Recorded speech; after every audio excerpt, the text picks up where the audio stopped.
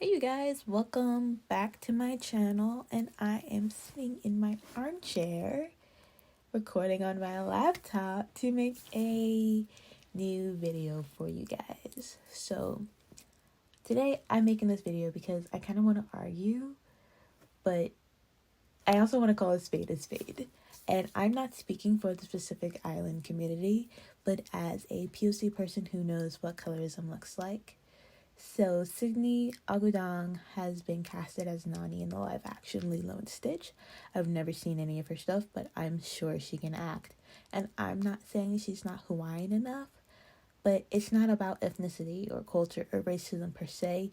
It's about colorism, which is a subcategory of racism, and it's about the erasure of what little dark skinned POC representation there is in the media.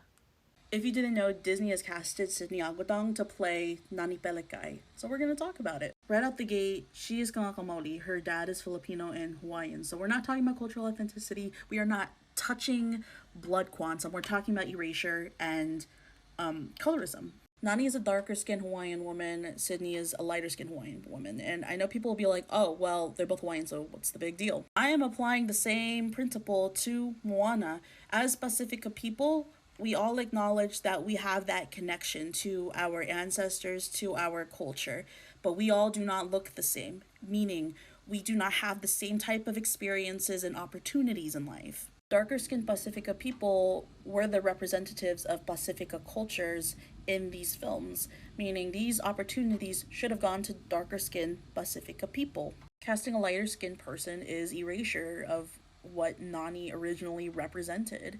It's colorism and a product of racism. Hollywood has a history of whitewashing characters, and I will take any moment to shit on Shamalama Ding Dong because the movie that does not exist outside of Ba Sing Se has, honestly, that's the thing that I have the most issues with, like, out of everything.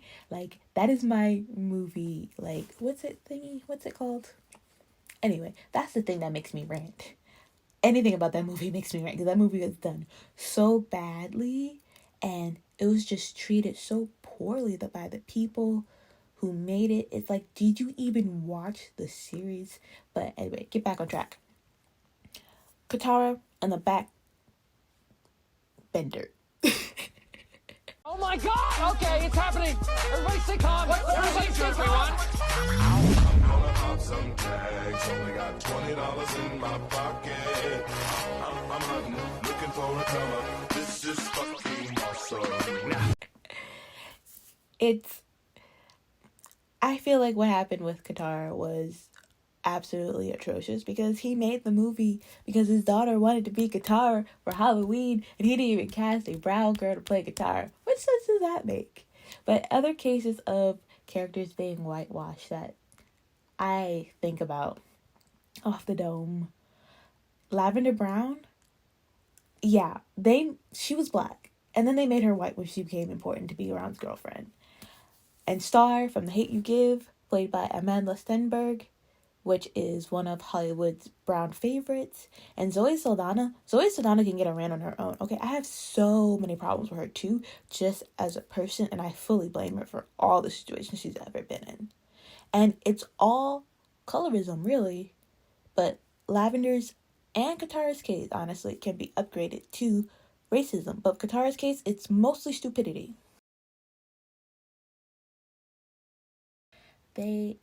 Hollywood wants to tell diverse stories without showcasing the diversity that actually lives those lives, and it feels like fake activism. People say that she is Hawaiian, so it's fine, but that's not the point. It's about the erasure of dark-skinned POC representation. Hollywood lightens characters to make them more palatable, to sell them, to market them to you, because that's what you guys want. It endorses an ideology and that cultivates sayings like she's pretty for a dark-skinned girl, or that promotes skin bleaching, or mejora la raza. I hope I said that right. It makes me think of Zendaya and how she said that she is Hollywood's acceptable version of a black girl, because it's true. And for Amanda, And Yara Shahidi. It's why people want them in everything, and it shows up in y'all's fan casting, especially non-black people fan casting. It's like y'all only know 3 black people, and like to bring up Zendaya recognizing that she is a digestible black person. I feel that Sydney should have some accountability on realizing the space that she is taking up and the opportunity that she is taking away. And there's a huge possibility that Disney knows exactly what they're doing and they don't care and they want us to talk about it and argue and make videos. So, on to, oh, but Ariel's black. Ariel can be black because her race does not impact the story. One of the most annoying things in this whole conversation are the commenters who want to hijack the discussion about colorism, featureism, erasure, and use it as a gotcha because they want to talk about a fish, a fairy, mythological creatures who don't exist. Who do they represent? They don't represent any sort of there's not a mermaid population out there, is there? There's not a fairy population out there, right? There's not. They literally could have cast the fishman from Shape of Water to play Ariel, and I would not have cared one bit. When I see comments that are like, oh, you want to talk about Ariel, you want to talk about Tinkerbell because you're mad about Nani, I'm seeing an overall lack of comprehension and lack of empathy towards people of color because we're talking about how we are represented in the media as real people, real populations, and you think it's comparable to talking about mythological creatures.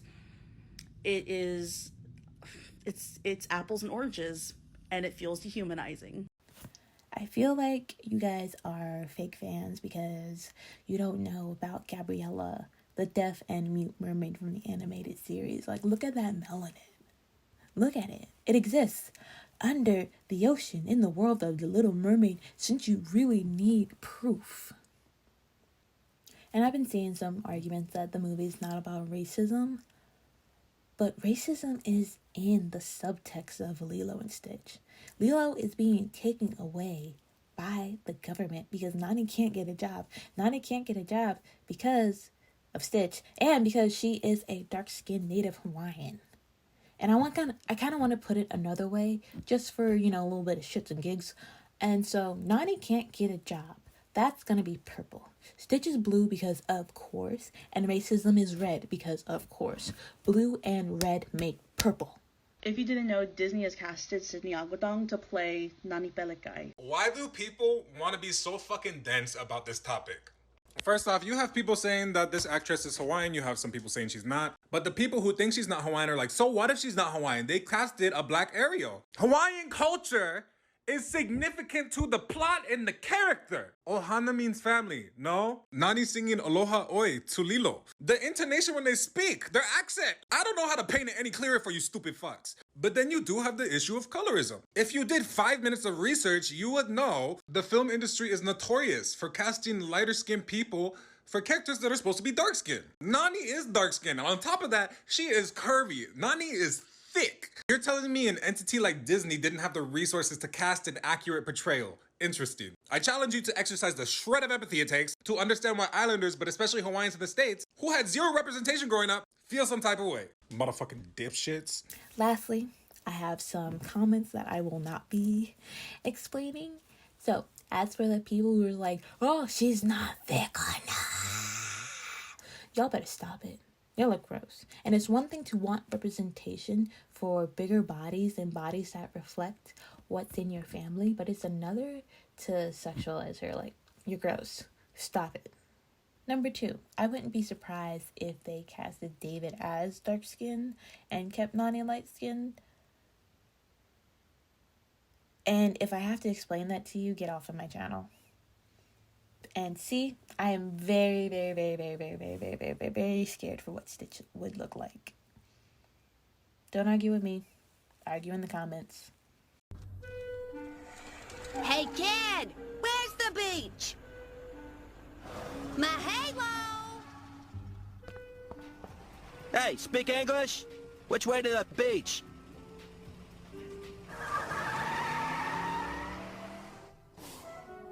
Aloha, Lilo. Hi, Lonnie.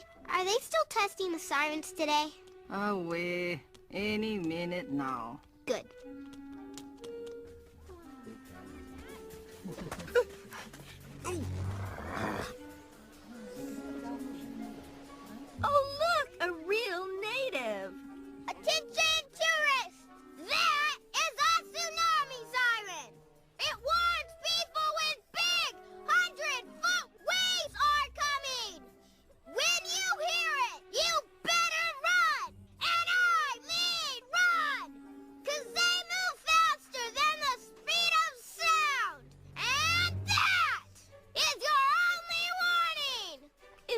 that cute.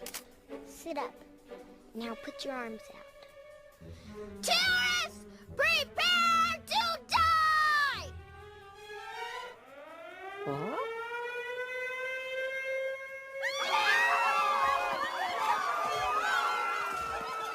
Does girl control ocean? How should I know?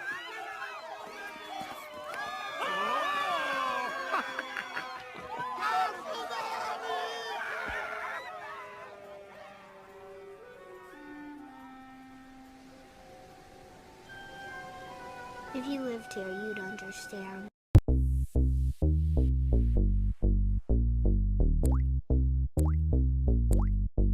That's right, it's Sokka with a knuckle representing the moon. I travel all around the world to make the pretty girl swoon and drip flow. No foe can withstand my attacks. So get low, all hoes gonna blow out their backs. Because I'm the ending ass gang, she can handle the girth. I'm the ocean, that's why I'm the fucking salt of the earth. You try to kill the wolf, he show you what he's worth. Woo! Combine the brains of bronze, I'm silver and gold. I'm hot and I'm cold, I smolder bitches as their asses grow old. Behold the dragon of the south, now my wits unfold. I'm spitting fire from my mouth, and I'm out of control. I'm toe to toe with the vendors, roll the inventor, show the invaders how to overthrow the fire nations, great pretenders. And when I'm hungry, have some meat for a snack. I ain't sarcastic, baby, show me how you throw it back, back, back. Throw it back like a boomerang, like my way of love, show you how that ball bang. Back, throw it back like a boomerang, spin around, bring it here, hang with the gang. Throw it back like a boomerang, like my way of love, show you how that ball bang. Back, throw it back like a boomerang, spin around, bring it here, come hang with the gang. Coda on the beat, South Pole, Sokka.